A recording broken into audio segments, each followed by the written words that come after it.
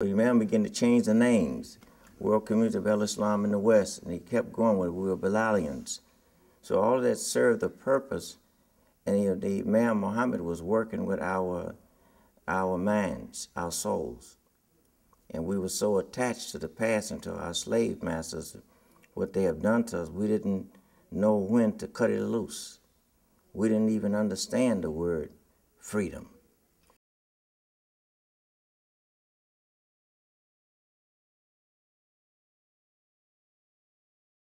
Yes.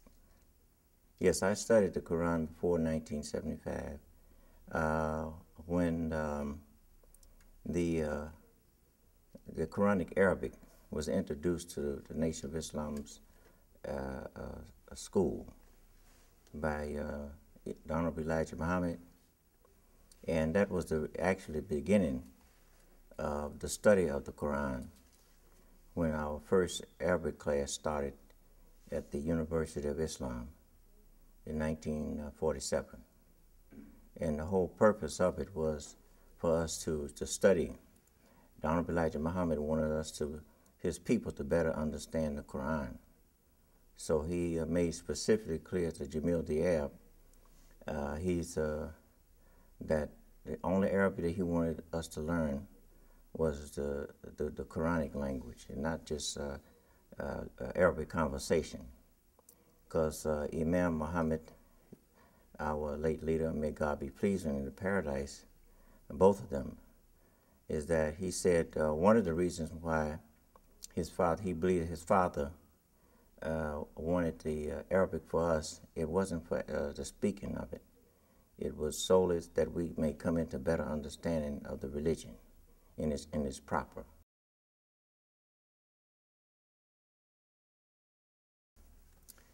I feel the spirit of it is that I hear it in the language. I hear it in the language of the speakers.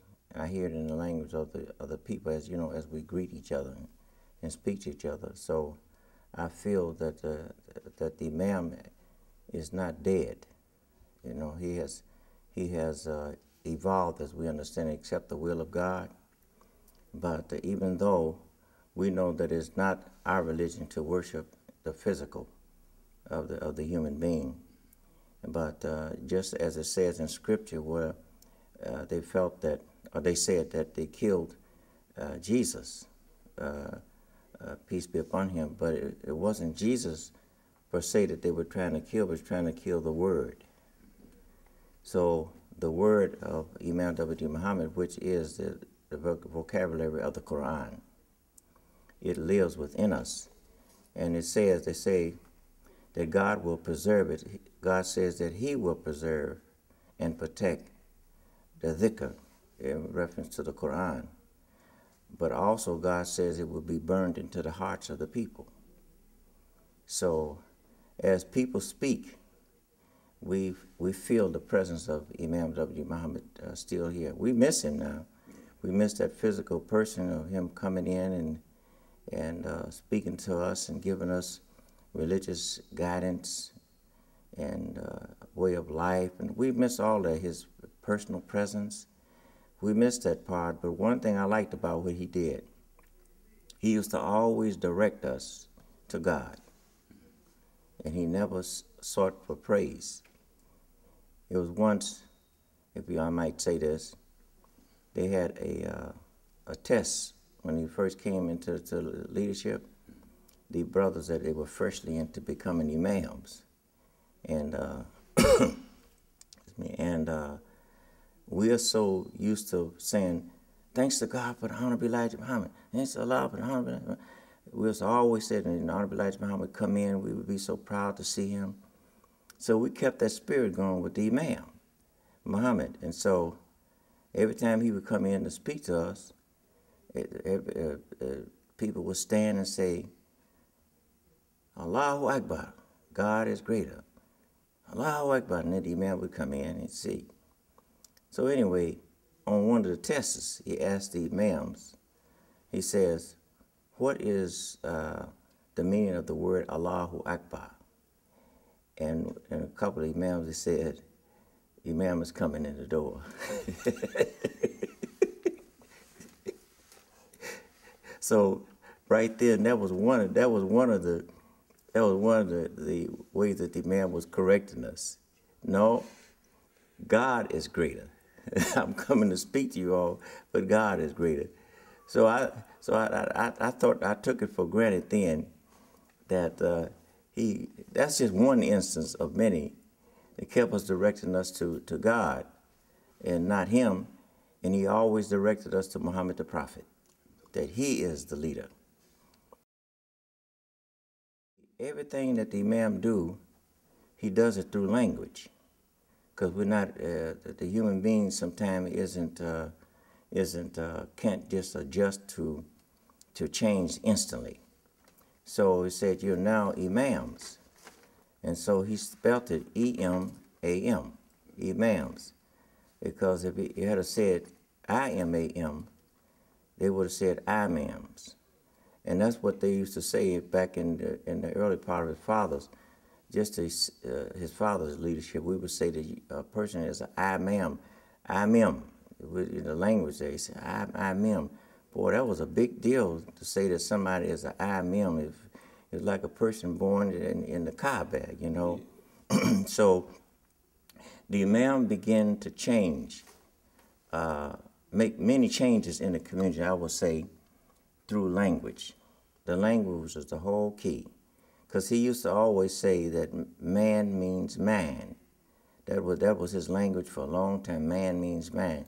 So actually, the language, I would say, was the key factor in the changing of the Nation of Islam to his leadership, but directed toward the Quran. So it was really, as I said before, it was really the language.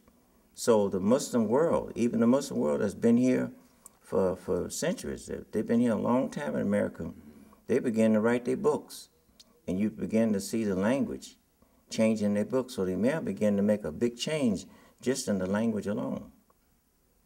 So he went from changing of the language to entering to the man, and he said, well, if you can get the man, you got the body.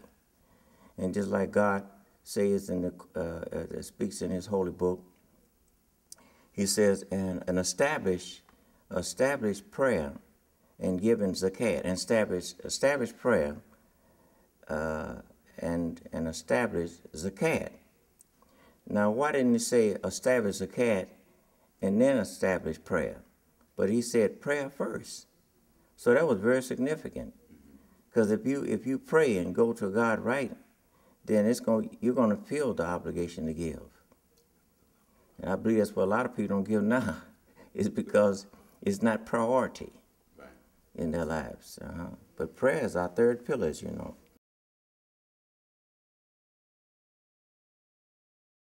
You go back, and one of the questions was asked, he say, what is your real self? And he say, your real self is a righteous Muslim. So again, the language was even used during the time of his father. So the term Nation of Islam, when you join, they say you're not joining on not only with us, but you're joining on to the whole Muslim world. I'm just paraphrasing it. We would shake the person's hand and say that, and you join on to a brotherhood that will never break off from you as long as you don't break off, but we'll always be one brotherhood. But you're joining with the Muslim all over the world. So I think that was a key right then, to let us know that the Nation of Islam was not it, and that even the name itself was another step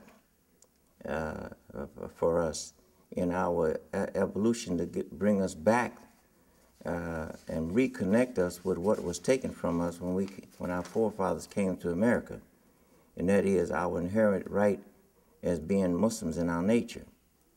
So the Nation of Islam, it was actually a nation of blacks. That's what the Nation of Islam was. It was a nation of Islam, a nation of blacks. because a lot of the philosophy was nationalistic religious teaching or nationalistic teachings. So we know that it was for a purpose, to bring us back into reality what was taken from us, from our slave masters, as we say here in America.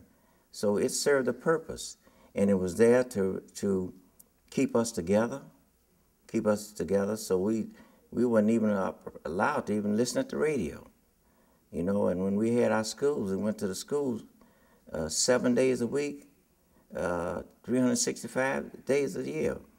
I used to go to school on Sundays. Said there was never a break in school.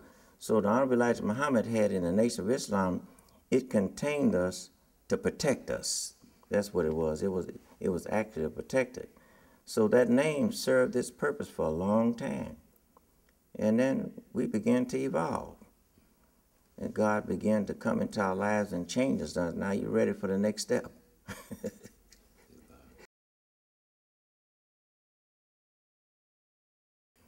I went one time to get my license, whatever year it was. I was 16 because I wanted to get my license. And so when I went there, I liked the word X more than saying the Muslim name. So I wanted the white man there at the desk to let him know I'm God and owner of the earth. So he said, "What's your name?" I said, "My name is X, Darnell X." He said, "Darnell X, what kind of name is that?" I said, "It's X." I say, "That's my, where you get that X from?" I say that I don't have no, I gave my slave master his name back. So he said, "Okay, you go back to your slave master and tell him that your name has been changed and give us your right name." Next time I appeared, it was Darnell Kareem. But he sent me back and told me, when you tell your slave master the name that he gave you, and then come back to us. Let me know what your name is. I came back with Kareem. The Imam have given us new language. Use new language. We have our schools in preschool. Tell the children that it's not Islam, it's El-Islam. And when you teach them the 5 pillars of Islam, teach it to them in order. Don't say this is Shahada. Means that it's bear witness to know God and Muhammad is the prophet, and Hajj, then Zakat, then prayer. No, Imam Muhammad say she should say it in order, because the 5 pillars of Islam is our basic practice in Islam. When they ask the prophet, they say, "Oh Muhammad, what is Islam?" Not Islam, they say, "What is El-Islam?" In a true hadith as we understand it. And it says it's Shahada, but not Shahada, but it's Shahadatain. Because Tain means 2. You bear witness there's no God but Allah, and Muhammad is his prophet. So that's 2 bear witnesses that you're doing. Then next is a prayer. And then after prayer's next, because where did you get that from? You got it from Muhammad, and Muhammad told you that there's no God but one God. Then after you give thanks, then you learn to feel for others by giving in charity to help the society. So Zakat is next. And then we come to Psalm, the respect for the Quran, and feeling again for human beings by we feeding the poor. And so much that we do in the month of Ramadan, we do it for God. Now you have done all 4 of those pillars. So now that you have done those pillars locally, it starts in the home. Now you're ready to join society, so you go and make Hajj to the pilgrimage to the holy precincts. Now you're ready. You don't just go to Hajj. You have to prepare yourself, so you got something to do before you go to do Hajj. So what is my point in the question you asked that? These are just some examples that we teach our children. If you learn in the right way, teach the right way. Don't go back to the old way. The Imam is not inventing a new religion, but he's setting the record straight of how it was, and this is how it was revealed to Muhammad the Prophet, and this is what it means. So Allah has blessed us with a human being in this day and time to keep the religion alive.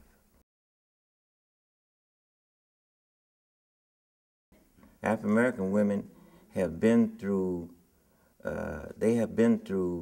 life experience way before Harriet Tubman, Sojourner Truth, and so for all them African American great black ladies that made history and paved the way for us today, when they were actually wearing long dresses back then, and they were virtuous women.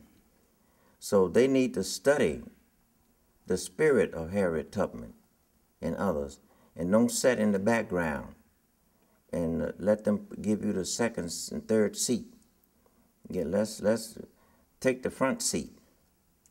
And Rosa Parks, I think she did a good job, and I think she was sending a message to the African American women here in America, and especially the Muslims, because if you sit in the back, then others will come forward, and then the public would their youth growing today. So if they don't know, they think that it actually started with the speaker that's speaking. But I think that the sisters, the African American sisters especially, they already have their virtuous role, and they have paved the way. And all our good sisters from the Middle East that were from there, some of them are born here, many are immigrant Muslims, and it's a message for them too. They should learn from the African American women. They represent what they're wearing and what they're doing now. They paved the way for them, but I would say to them, don't stay in the background. And that us as men, imams, leaders, teachers, whatever, we take a role out here in the public. We need them badly. We need them in our lives.